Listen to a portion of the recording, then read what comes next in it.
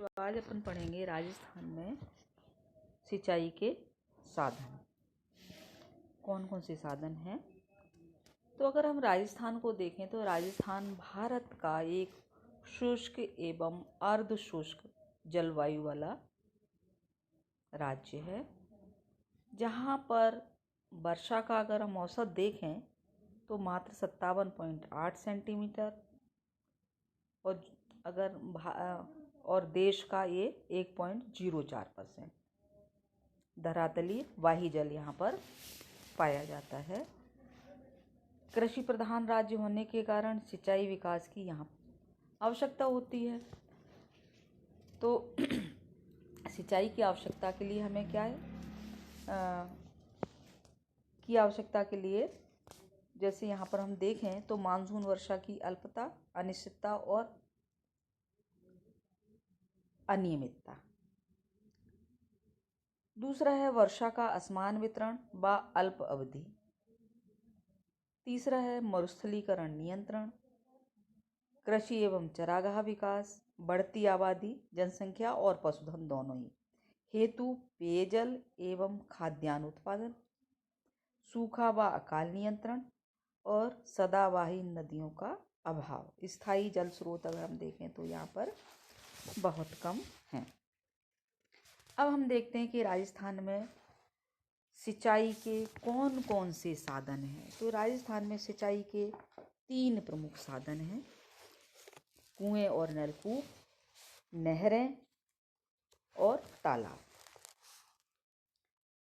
सिंचाई के विभिन्न संसाधनों में से कुआं और नलकूप से जो सिंचाई की जाती है उसके अंतर्गत अगर हम क्षेत्रफल देखें तो 66.38% है और कुएं और नलकूप की जो सुविधा है वो प्रथम स्थान पर है।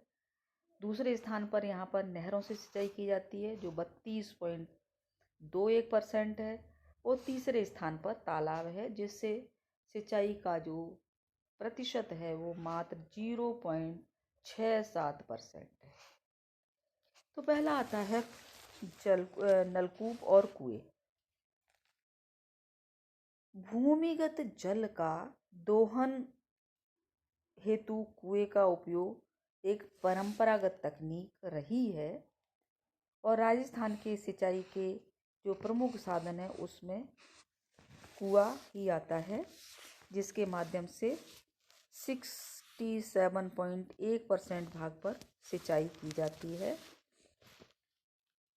अधिकतर कुएं वहीं बनाए जाते हैं जहां जल स्तर भूमि के निकट हो। इस दृष्टि से अगर हम जिले देखते हैं तो भरतपुर, अलवर, राजसमंद, उदयपुर, अजमेर, जयपुर जो जिले हैं इनकी भौगोलिक दशाएं इसके लिए अनुकूल हैं।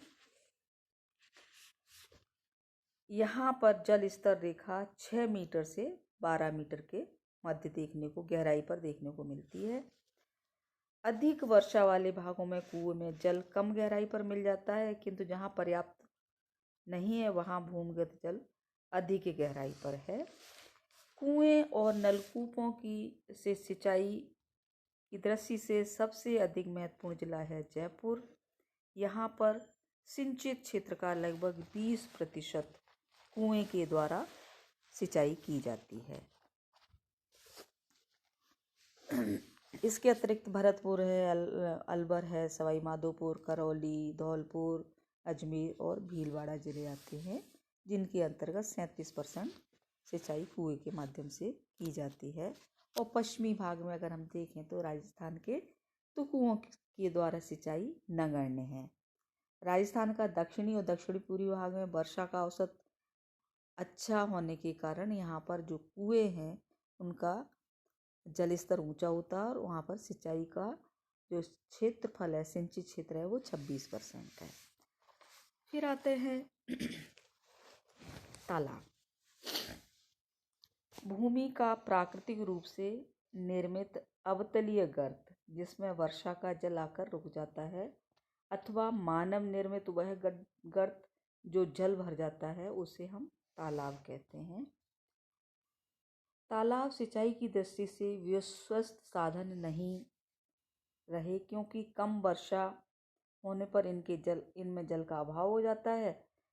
तो राजस्थान जैसे शुष्क राज्य में सूखे वर्ष में इनकी भूमिका महत्वपूर्ण हो जाती है। तालाबों की सबसे बड़ी विशेषता ये है कि स्थानीय पारिस्थितिकी से ये समायोजित होते हैं, कम व्ययशील होते हैं। सूखे की स्थिति में तालाब बड़े प्रभावशाली सिंचाई तथा पेयजल के स्रोत भी होते हैं। राजस्थान के दक्षिणी पूर्वी भागों में मुख्यतः तालाब पाए जाते हैं। दक्षिण पूर्व में बहने वाली बरसाती नदियां हैं तथा पठारी धरातल पर नहरें और कुओं का निर्माण कठिन है, जबकि पठारी जल से जो धरातल है वो जल सोख नहीं पाता और पठारी भागों में वर्षा का जल उपयोग करके तालाब बनाना संभव है। अगर हम राजस्थान का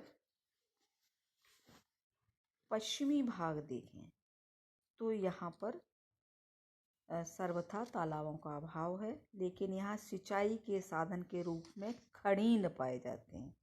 खड़ीन का मतलब होता है खड़ने योग्य भूमि से है, जो खड़ने का तात्पर्य है हल चलाने से। जैसलमेर में छोटे छोटे खेतों में मैंड बांधकर वर्षा का जल एकत्रित कर लिया जाता है।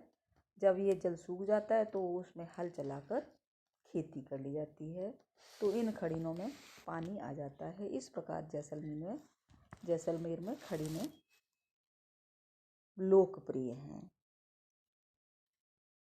अगर हम सिंचाई की दृष्टि से देखें राजस्थान में, तो तालाबों का कोई विशेष महत्व देखने को नहीं मिलता,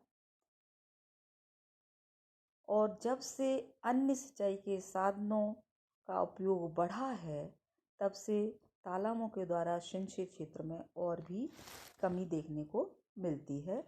राजस्थान के मुख्य तालाब निम्न हैं जो सिंचाई के लिए उपयोगी हैं, जिसमें जयसमंद और राजसमंद। जयसमंद उदयपुर से 51 किलोमीटर दूर, इसमें कई नहरें निकालकर सिंचाई की जाती है। राजसमंद राजनगर के सभी गोमती नदी को बांध बनाकर इस पर तालाब बनाए गए हैं और इससे नहर निकालकर कांकरोली, राजनगर और अन्य क्षेत्रों में सिंचाई की जाती है। तीसरा आता है नहरें। नहरों के द्वारा राजस्थान में काफ़ी क्षेत्र में सिंचाई के लिए ये उपयोगी हैं। राजस्थान की अगर हम देखें तो अधिकांश नदियाँ बरसाती हैं और नदियों में के पानी का वर्ष भर उपयोग बांध बनाकर नहरों की सहायता से किया जा सकता है। इसी क्रम में अगर हम पड़ोसी राज्यों से भी नहरों से राज्य के हिस्से का जल को प्राप्त कर उससे सिंचाई कार्यों में भी उपयोग लिया गया है। 1960 में नहर द्वारा सकल सिंचित क्षेत्र का 25% था, जो 2005 में 32.01% हो गया और निरंतर इसके क्षेत्र में विस्तार देखने को मिलता है। गंगानगर, हनुमानगढ़, बीकानेर, भीलवाड़ा, कोटा, बूंदी, सवाई माधोपुर, जालौर, अलवर जिलों में नहरों के माध्यम से 60% से अधिक क्षेत्रों में सिंचाई की जाती है। राज्य के दक्षिणी और दक्षिणी पश्चिमी जिले, जिसमें अरावली पर्वत श्रृंखला है, उसमें धरातलीय विषमताओं के कारण नहरी सिंचाई सुविधाओं का विस्तार कम है। नहरी सिंचाई से राज्य में कृषि उत्पादन क्षेत्रफल प्रति हेक्टेयर अधिक, नकदी फसलों तथा फसलों की विविधता में भी वृद्धि देखने को हमें मिलती है। इसके अलावा व्यावसायिक फलों के उत्पादन प्रारूप में भी परिवर्तन दिखाई देता है। सिंचाई के अलावा नहरों के माध्यम से पेयजल चारागाहों का विकास भी हुआ है, परंतु नहरी सिंचाई से कुछ हानियां भी हुई हैं, जैसे सामाजिक असमानता में वृद्धि, किसान आंदोलन में घरसाना, रावला कृषक असंतोष, जल का असीमित तथा अनियंत्रित उपयोग, परिवहन में जल की क्षति, सेम दलदल की समस्या, लवणीयता, क्षारीय भूमि उत्पन्न होना आदि ये इसके कुछ जो अगर हम देखें तो ये हानियाँ भी हैं। अब आता है राजस्थान की प्रमुख बहुउद्देशीय परियोजनाएं। तो बहुउद्देशीय परियोजनाओं में राजस्थान की 3 बड़ी परियोजनाएं हैं। इंदिरा गांधी नहर परियोजना, चंबल नदी परियोजना, माही बजाज सागर परियोजना और भाखड़ा नागल परियोजना। तो आज अपन बात करेंगे चंबल घाटी परियोजना के ऊपर चर्चा करेंगे कि चंबल घाटी परियोजना क्या है।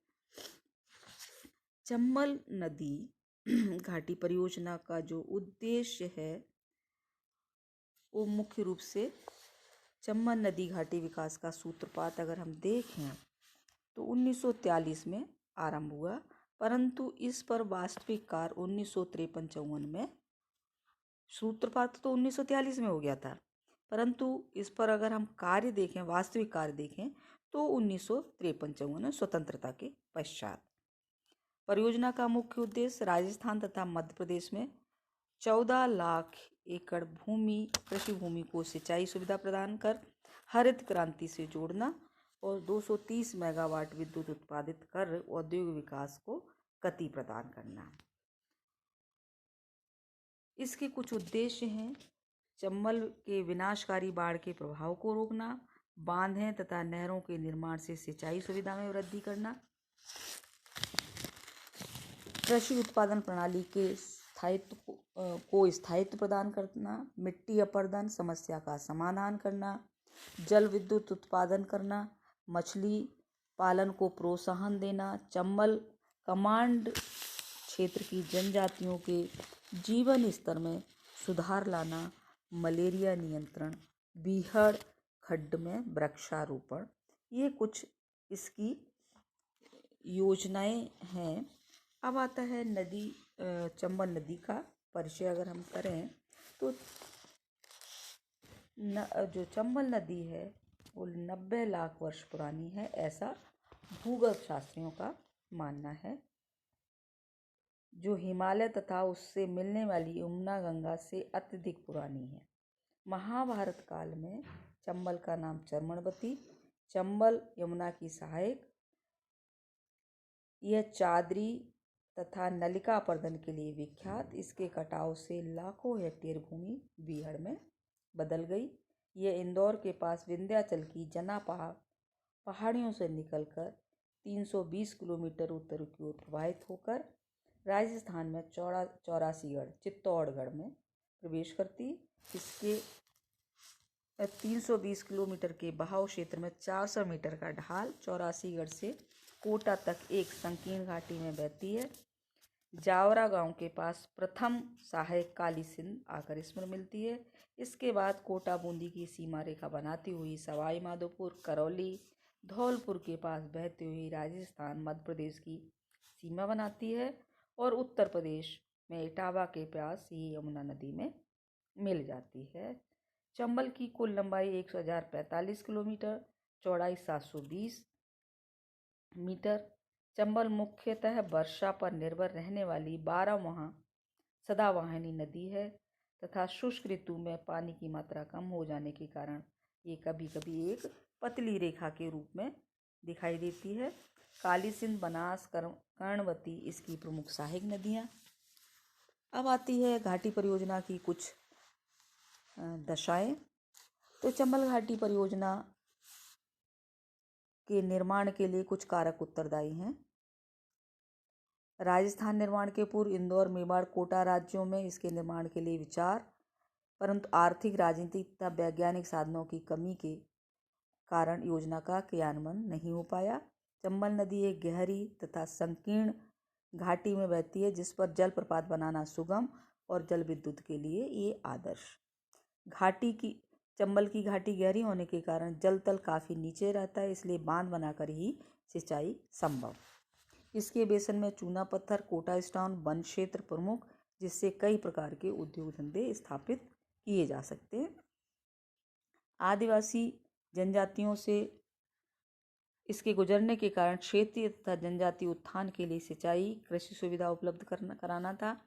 इस क्षेत्र में अकाल और बाढ़ों के प्रकोप को कम करने तथा कृषि को स्थायित्व प्रदान करने के लिए चंबल का विकास अनिवार्य था। चंबल घाटी में मिट्टी अपरदन की तीव्र समस्या, जिसके कारण बीहड़ खड्ड बन गए, जिससे डकैत अपराध आदि को बढ़ावा मिला। अब आता है योजना का आरंभ। चंबल घाटी योजना 3 चरणों में संपन्न हुई। प्रथम चरण,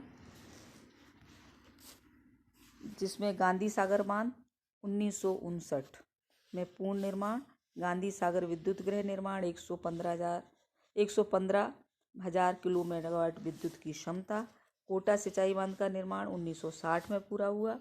कोटा सिंचाई बांध के दाईं बाईं तरफ नहरों की व्यवस्था। द्वितीय चरण, राणा प्रताप सागर बांध का निर्माण, राणा प्रताप सागर विद्युत गृह बांध की भूमिका, टनल का निर्माण।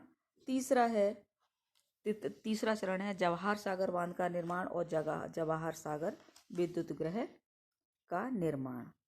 तो पहले चरण में गांधी सागर बांध और विद्युत गृह का निर्माण मध्य प्रदेश के मंदसौर जिले में, जिसमें रामपुर भानपुर पठारों के मध्य, कोटा से लगभग 90 किलोमीटर दक्षिण में राजस्थान एवं मध्य प्रदेश की सीमा के पास चंबल की गहरी तंग घाटी पर 513.5 मीटर लंबा और 62 मीटर ऊंचा बांध 1959 में बनकर तैयार हुआ। इसकी जल राशि की क्षमता 62.8 लाख एकड़। कोटा सिंचाई बांध से 16 किलोमीटर दक्षिण में बोराबास स्थान के पास चंबल नदी पर 440 मीटर लंबा 45 मीटर ऊंचा बांध बनाया गया। जवाहर सागर बांध का दूसरा नाम कोटा बांध भी है, जो एक पिकअप है, जिसमें गांधी सागर और राणा प्रताप सागर दोनों बांधों से छोड़े गए पानी को इकट्ठा करने का काम किया जाता है। ये तो था प्रथम चरण। द्वितीय चरण में राणा सागर बांध एवं विद्युत गृह का निर्माण। राणा सागर बांध और विद्युत गृह चित्तौड़ जिले के रावत भाटा नामक स्थान पर चंबल नदी पर 1100 मीटर लंबा और 42 मीटर ऊंचा और 23.5 लाख एकड़ फीट भराव क्षमता का बांध बनाया गया। इस पर एक विद्युत गृह भी बना, जिसमें 43 हजार किलोवाट विद्युत क्षमता की 4 विद्युत उत्पादन क्षमता। राणा सागर बांध से 14 लाख एकड़ भूमि की सिंचाई होती है। तृतीय चरण नहर में जवाहर सागर बांध का निर्माण और जवाहर सागर विद्युत गृह का निर्माण शामिल है। तो ये था राजस्थान चंबल घाटी परियोजना। दूसरा आएगा चंबल घाटी परियोजना का अगर हम मूल्यांकन करें तो इस परियोजना ने राजस्थान और मध्य प्रदेश के सामाजिक आर्थिक परिवर्तन में अपना विशेष योगदान दिया है। इस योजना से 386 मेगावाट विद्युत उत्पादन, जिससे इस क्षेत्र में बड़े पैमाने पर उद्योग धंधों का विकास। इस परियोजना से मछली उद्योग का विकास, दक्षिणी पूर्वी राजस्थान की उपजाऊ भूमि को सिंचाई सुविधा मिल जाने से कृषि का तीव्र गति से विकास।